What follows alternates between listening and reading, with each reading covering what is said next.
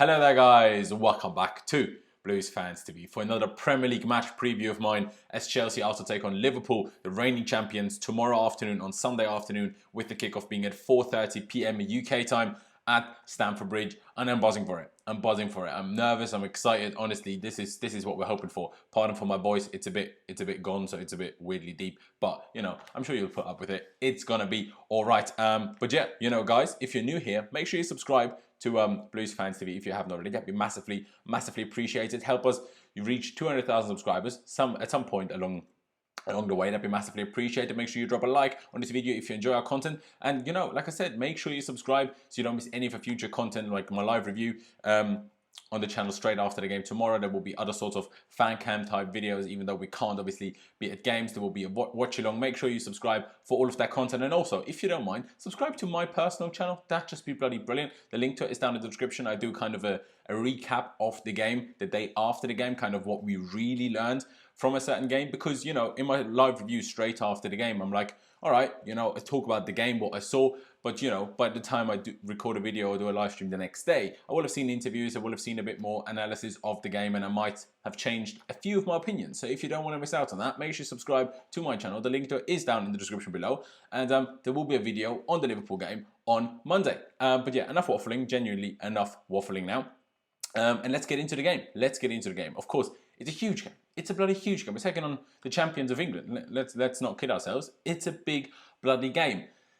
And that's not the best of team news. Let's get into team news from Frank Lampard's press conference, because all of Hakim Ziyech, Christian Pulisic, Ben Chilwell and Thiago Silva will miss the game against Liverpool, while Timo, Werner, at least, thankfully, is fully fit after that knock he picked up against Brighton last week, with which he actually played the entirety of the game, which is fair play to him. But, you know, at least he's fit. Lampard does hope that Ziyech, Pulisic and Chilwell will all progress well over the next week and then possibly be available for, you know, next week, basically. Thiago Silva has only been in training for a few days, and we're working to get him fit, according to Lampard. So Liverpool comes a bit too soon, but he should be involved very soon after that. But with all of that said, let's get into the team that I would personally field for the game, as well as my predicted 11 for the game. Starting it off with my team on this side of the screen, as always, of course.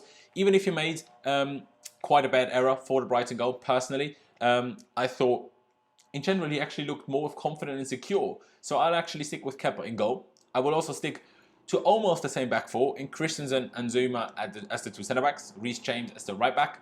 And then I would actually chuck Azpilicueta in at left-back over Marcos Alonso. That's just a helicopter landing across the street from me, because like I've said previously, I live right across the hospital, so you know, these things happen, but I'm sure you'll be able to understand me just fine. But like I said, Azpilicueta over Marcos Alonso at left back. I mean, Tariq Lamptey destroyed Alonso last week. He absolutely destroyed him, and no disrespect to Lamptey at all, but Salah, Trent Alexander-Arnold, they're on a completely different level to Tariq Lamptey. Plus, Alonso didn't exactly help us much in the attack anyway, so I might as well pick the better defensive option in Azpilicueta, in my opinion. With having two wingers out injured and playing a very good team, of course, in Liverpool, even I wouldn't start a 4-3-3 with two attacking eights. Hence why I'm going for a 4-2-3-1 that can comfortably shift into a 4-3-3 with Mateo, Kovacic, who's finally back from suspension, next to N'Golo Kante as the double pivot. And then personally, I'd have Kai Havertz, not Kai up front, Kai Havertz as the number 10 in front of them. I really don't want to see him on the wing again. I want to see him play down the middle. I want to see him at his best. And that's what I want. That's why I play him. It's as simple as that. Mason Mount, I guess, will have to remain on the wing, while Hudson-Odoi should and hopefully will start on the other side. Whether it's their Mount on the right and Hudson-Odoi on the left or the other way around, doesn't really matter. Although after Lampard's comment in his press conference, basically saying Hudson-Odoi doesn't work hard enough in training, which, bloody hell, come on, Cal, sort yourself out. This is not the first time managers have been saying that about you. Really, it can't be having that. And Lampard basically said he has to change that to put himself in the frame for starts. So I'm really unsure how likely it is actually that Hudson-Odoi will start. But, you know, let's talk about that in my predicted 11, which I will get to in a minute. And then, obviously, we'll have a new gunman up top in Timo Werner.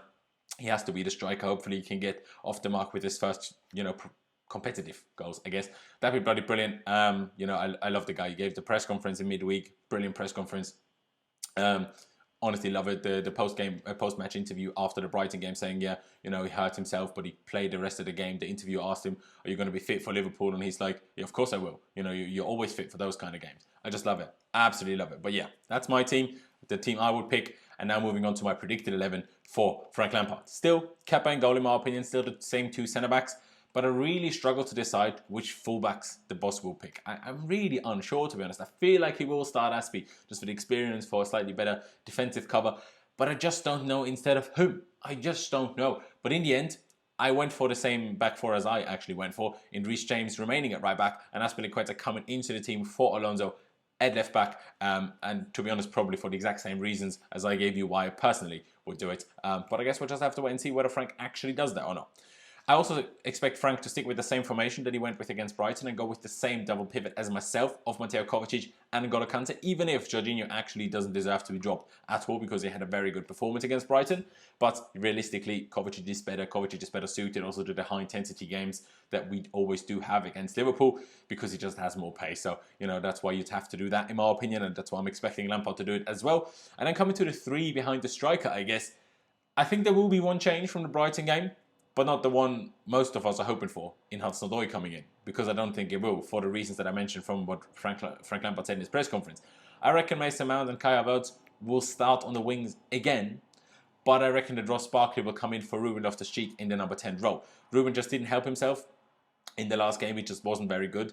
And, you know, Ross, even though he had that shocker of a pass late on, which could have, you know, given Timo Werner his first goal for Chelsea in a competitive game, he helped us change the game, in all honesty. He helped us change the game, and, you know, Lampard usually values that quite highly, and we know Ross Barkley usually trains well. So, you know, I'm kind of expecting Ross to start over Ruben in that position, but remaining, you know, without proper wingers. Mostly because of injuries, but also because Hudson-Odoi just doesn't seem to be, you know, in the highest of favours, or in the best of favours of Frank Lampard. And then, of course, up front, we'll have Timo Werner. There's no questions about it. Of course, you could argue, maybe play Werner and Hudson-Odoi on the wings and play Olivier Giroud or Tammy Abraham up front. You could argue that. I wouldn't be completely shocked if we saw that. But I think what I'm going for is a little bit more likely, at least. And, you know, let's not kid ourselves. It's going to be a very, very difficult game. But, I mean, of course it will be. We're playing against the runaway champions from last season. I mean, how many points ahead of Man City and everyone else did they finish? Like 20 points or something crazy? Said last season, only finished a few weeks ago. You know, it's a lot closer than, you know, in a normal pre-season or in a normal new season, let's say. I'll get into Liverpool more in just a minute. But what that means is that we'll need to be absolutely spot on, because they are the best team in the country, and they were the best team in the country last year. We can't afford slip-ups like the goal we allowed Brighton to score. We can't allow slip-ups like the free header that Lewis Dunk thankfully missed last week. We just can't allow that. Our passing needs to be better. The understanding between the players needs to be better, which of course, yeah, I understand. It is a tough ask when you didn't have a pre-season and there are multiple new players in the team as well. But if we want to beat Liverpool, there's no two ways around it. We need to be better. Whether if we're not better and we lose, we have good reason. You know, if the lack of understanding between especially the forward players was still an issue, yeah, maybe it is a valid excuse. But if we want to beat them, we can't have that problem. It's as simple as that. It's as simple as that. And I would also really love us to make more use of Werner's ridiculous pace. He makes those runs. He did make those runs against Brighton and in the friendly against Brighton as well. But now let's make sure we play those passes to find him and put him through on goal, but actually complete those passes this time, unlike on Monday, because it's frustrating. You know, there was a couple of moments where he would have been through on goal by himself, a little bit like the situation when he won a penalty in the end. But we can do that much more often. We need to exploit his pace more. We just need to do that. Defensively, I thought we were actually pretty good last week, but of course Liverpool are much, much better than Brighton, meaning our defence also needs to be much, much better. It's as simple as that. Essentially, I just want us to be more fluid, more aggressive, and hopefully beat Liverpool. That's what we're all hoping for, isn't it? And I'm sure Lampard is hoping for that as well, you know, because there really is a bit of a rivalry forming between him and Jurgen Klopp, of course, Liverpool manager. If you didn't know that, who are you? You know, the whole rivalry, it started with that slight spat at the touchline back in July. Of course, we played, you know, quite a lot of high-intensity games and quite a lot of close games last season, starting with the Super Cup, the League Cup at Anfield. Late on in the season, that crazy 5-3, you know, we had the league game at the Bridge, which was a fairly close game. We beat them in the FA Cup. And, you know, the spat on the touchline in that last game at Anfield when they beat us 5-3, sorry. That started it all. Klopp wasn't all too happy with that. Then the rivalry was continued by Klopp saying Liverpool aren't like Chelsea and can't spend that much money as we have this summer, which Lampard just found amusing, and rightly so, because I mean that squad cost them more than ours did. So I don't know what he's waffling about. I mean, does he think Van Dijk, Alisson, Keita, Mane, Salah, etc., were all free? No, they weren't, mate. No, they weren't. So I don't know what you're waffling about. I don't know what you're waffling about. But coming to Liverpool, they weren't quite that good anymore since the restart. And yeah, I already mentioned it. They did beat us 5-3 in that crazy game at Anfield in late July. But we could have easily won that game as well. Very, very easily could we have won that game. And even though they won their opening game of the season as well, it was only a very narrow, crazy 4-3 win over promoted side Leeds. But then again, Leeds under Marcelo Bielsa, aren't just any promoted side. They're a really good team.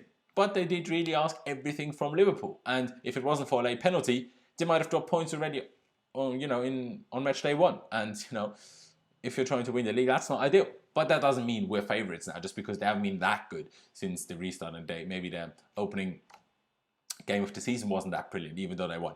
That doesn't mean we're favourites. That doesn't mean they're not a really good team. A team that just added another world-class player in Thiago Alcantara yesterday, who, by the way, is eligible to play against us, but who I personally think is very unlikely to start, but still another world-class player added to their team. Because Liverpool they're good at pretty much everything. Let's be honest, they're good at pretty much everything. Their work rate is insane as well. They've got loads of dangerous players, whether it's Salah, Firmino, Mane. You've got players coming from midfield as well to score goals. You have the fullbacks, who are probably the best in the world. And their system is just perfectly suited to their team. Plus, unlike Chelsea, these players have worked in that system under that same manager for years, which is always an advantage. At Chelsea, we have changed systems multiple times over the last few years. Even under Lampard, we changed it multiple times during the season, even in games sometimes. It's not a bad thing at all, but it's still, we're not 100% perfect in any system yet. And of course, that is an advantage to them. And somehow, Liverpool also always somehow manage to score screamers, absolute screamers when they come to the bridge. So let's hope that will change as well. My score prediction, let's get to that, is actually going to be a 1-1 draw. Maybe a 2-1 draw, but a draw regardless. If we had at least Pulisic available, let alone the likes of Ziyech, Thiago Silva, Chilwell, etc., I'm pretty sure I might have actually predicted a win. But with so many crucial players missing for us, I think getting a draw would actually be a good result as it is. But yeah, honestly, guys, that's kind of been it for me. I hope you have enjoyed this video. I really do hope that you did. Like I said in the beginning already, make sure you subscribe to Blues Fans TV. If you haven't already, drop a like if you enjoyed this video and if you're excited for the game. And make sure you click the notification bell button so you don't miss any of the future videos. And like I said as well, make sure you subscribe to my channel as well. That'd be bloody brilliant. But yeah, thank you guys for watching. Up the Chelsea. And I'll see you when I see you.